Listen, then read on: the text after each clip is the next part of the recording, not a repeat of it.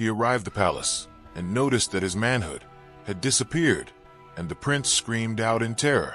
Prince Dubum decided to visit the river the next morning to plead with the mermaid to return his manhood. But as he arrived at the river, the mermaid was nowhere to be found. Once upon a time, in the land of Odi, lived a very proud and arrogant prince named Dubum, who was feared around the kingdom. Prince Dubum was the only son of the king and the heir apparent to his father's throne. His father, the king, laid sick on his dying bed, and the prince could not wait for his father to die, for him to be crowned king of the village. He used his power and influence to oppress his people, who dreaded his coming reign. He even went as far as, using his position as prince, to rape some young women in the village, who dared never to mention his name or tell anyone that they were raped by the prince. A young maiden named Onika was returning home from the farm one hot afternoon when Prince Dubum caught sight of her and made his way with her in the bushes. He forced himself on Onika, warning her never to breath a word of what had happened to anyone in the village, and Onika, terrified of what the prince would do to her if she ever told anyone that he raped her, returned home and pretended like nothing happened. Several weeks later, Onika realized that she was pregnant and did not know what to do. Her old mother caught her vomiting one morning and inquired to know who got her pregnant. But Onika said nothing to her mother, knowing what such a revelation would do to her family and herself. As the months passed, Onika's pregnancy progressed, and her pregnant belly was now visible. She became a laughingstock in the village, as the villagers all wondered who was responsible for her pregnancy. Onika could not believe how her life changed within a twinkle of an eye.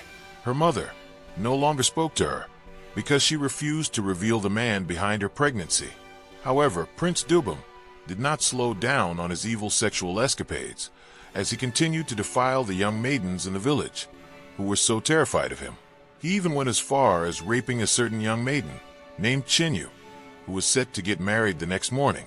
Chinyu pleaded with the prince, saying that she was getting married the next day and had to be a virgin for her husband, as her family had revealed to him that she was still a virgin. But Prince Dubum paid no mind to her pleas, as he went ahead to have his way with her, stealing her virginity.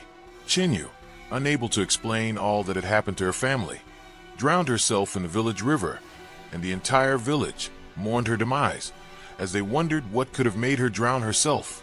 A day to her wedding, the news of Chinyu's death reached the prince, who felt no remorse for what he had done and how his vile actions were affecting the lives of his victims.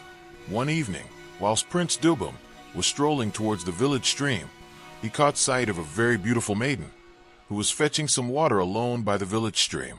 The prince, knowing that they were alone by the stream, pounced on the beautiful maiden and made his way with her. Once he was done, he noticed that the maiden made no attempt to struggle or scream, and this troubled the prince, who noticed that the maiden had transformed into a fierce-looking mermaid. Prince Dubum, terrified at what had just happened, ran away in fear, as his heart raced faster than a galloping horse. He arrived at the palace and noticed that his manhood had disappeared, and the prince screamed out in terror. Prince Dubum decided to visit the river the next morning to plead with the mermaid to return his manhood. But as he arrived at the river, the mermaid was nowhere to be found. Prince Dubum waited by the stream for hours, but the mermaid was nowhere in sight. He returned to the palace and could not believe what he had done to himself. His father's condition worsened as the days went by, and the prince began to panic because he knew that the death of his father, the king, would necessitate him to take on a bride who would have to provide him with an heir to the throne. Knowing that he had no manhood, the prince dreaded what will happen when people realized that his manhood had disappeared. He thought of what to do and decided to visit the river one more time. This time, the prince brought several items to use to appease the mermaid, who emerged from the river, heavily pregnant. Prince Dubum could not believe his eyes as he burst out in tears. The mermaid spoke up and revealed to the prince that the pregnancy she was carrying was his, and that the prince was forbidden from taking on another wife, as doing so would lead to his end. She revealed that she was now his wife by virtue of being pregnant for him, and that the prince should be expecting the birth of their child in no distant time. Immediately she finished speaking, She returned to the river, and Prince Dubum froze in shock, as he could not believe that he was now married to a mermaid. Prince Dubum returned to the palace, lost in his own thoughts, when he was informed by his palace guard that his father the king wanted to have a word with him. Prince Dubum arrived at the king's presence, and the king informed him that time had come for him to ascend the throne, and that a young maiden had been chosen to be his bride. The king then told the prince to prepare to meet the young maiden the next evening, and Prince Dubum asked his father the king what will happen if he chose to marry a different woman, and the king informed him that doing so would cost him the throne, as marrying the god's chosen bride was an important condition for ascending the throne of their forefathers. Prince Dubum, for a second, thought that he could bring in the mermaid as his bride to enable him ascend the throne, but his hopes of ever doing so dashed before his eyes. The king, on sensing the tension in the air, asked his son what the problem was, and Prince Dubum, unable to hold it in any longer, went on his knees and apologized to his father the king for all that he had ever done. He confessed to being a rapist and narrated how he raped several women in the village, including a mermaid, who was now pregnant for him and was in possession of his manhood. He revealed how the mermaid warned him sternly never to take on a new bride, as doing so would lead to his end. He told his father that he could not marry the woman that the gods had chosen for him, because the mermaid would end his life. The king, on hearing his son's heavy confession, looked so disappointed at his son as he said that there is no deed without consequence. The throne is not just a seat of power, but a pedestal of virtue. The king then asked his son how a man who has sullied his hands with such evil acts could lead the same people who he had brought so much pain, and the prince burst out in tears as he told his father that he was truly unworthy of the throne. The king then told his son that he would have to face the consequences of his actions by apologizing to all the women he had ever raped, including the pregnant mermaid, if he ever wanted to live in peace. However, the prince was faced with the difficulty of remembering all the women he had raped in the past. His father, on hearing this, told the prince that the only solution was for him to confess to the entire village and seek their forgiveness, as only then would he be allowed to remain in the kingdom. However, the consequence of this was that the prince would never be allowed to ascend the throne, as the throne would then pass on to another. Prince Dubum, although sad, agreed to confess to the entire village, and the people were shocked to hear all the evil things that the prince had done. I stand before you, not as your prince, but as a man shackled by his own grave misjudgments, Dubum began, his voice barely rising above the whispers of the crowd. I have wronged many, and my actions have cast shadows upon our land. To the women I have harmed, to the spirits I have offended, and to the mermaid who now bears my child, I offer my deepest apologies. As he spoke, the sky above him seemed to darken, and the waters of the river stirred. From its depths emerged the mermaid, holding a child in her arms as she walked to the palace. The sight was so terrifying that it hushed the entire crowd into silence. Dubum knelt before the mermaid as he caught sight of the baby in her arms. He was unsure of what would happen, as the mermaid spoke up, saying that their child, who was born of both land and water, would serve as a bridge between both worlds.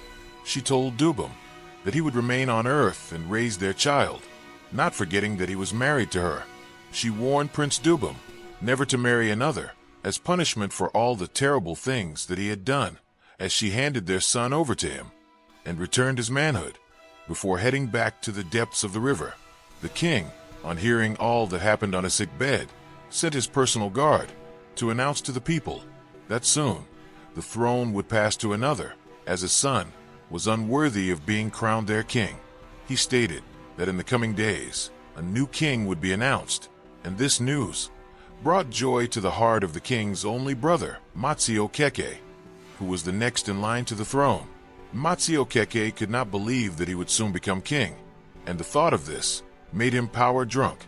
Matsio Keke then started to terrorize the people around him, forcing them to bow their heads whenever he walked past them. He even went as far as warning the villagers that the way they had been treated by Prince Dubum was nothing compared to what they would experience under his rule. His thirst for power blinded him to the virtues of leadership, and his actions soon became a mirror image of Dubum's past. The people of Odi, who had just witnessed the downfall of one tyrant, began to fear that they would soon be under the thumb of another.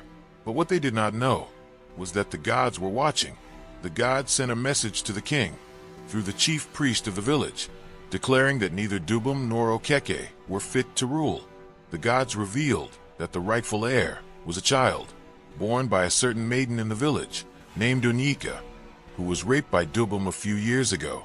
His name was Uzoma, and the gods revealed how his mother Onika toiled and labored to look after him alone, fearing what will happen if anyone knew that Uzoma was the son of Prince Dubum. The gods warned the sick king that Uzoma had to be crowned king as soon as possible to avoid being killed by the king's brother Okeke.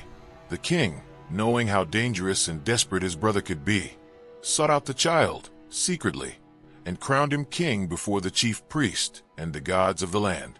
Onika could not believe how the gods finally smiled down at her, as she had now become the mother of the king.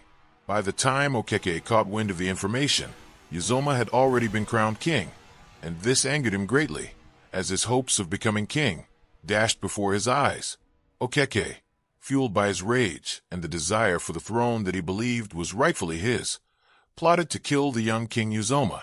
His plans, however, were thwarted by the little king's mother Onika, who stood guard and protected her son from Okeke. Okeke was then sent away from the palace by the little king, who warned him never to come close to the palace again because of his evil actions. The little king Uzoma's reign began with the promise of peace and the wisdom of the gods guiding him. Under the care of his mother and the tutelage of his grandfather, Uzoma grew to be a wise and just ruler, loved by all. He united the land and brought prosperity to Odi. As for Prince Dubum, he apologized to Onika and his son for all that he put them through. He later moved out of the palace and spent his days in quiet seclusion, raising the son that he had with the mermaid. The child, named Ease, was indeed a bridge between the two worlds, as he interacted perfectly with animals and the fishes in the sea. His mother, the mermaid, visited at intervals, and Prince Dubum lived all his life, married to the mermaid, unable to marry another. The lesson to be learned from this story is that our actions always have consequences. Do not oppress others because you have the power to do so, because no bad deed would ever go unpunished. Leadership is a privilege to serve, not an opportunity to dominate and terrorize your subjects. Always be humble, no matter the position you find yourself, as a true leader serves his people and leads from the front. I hope you enjoyed the story.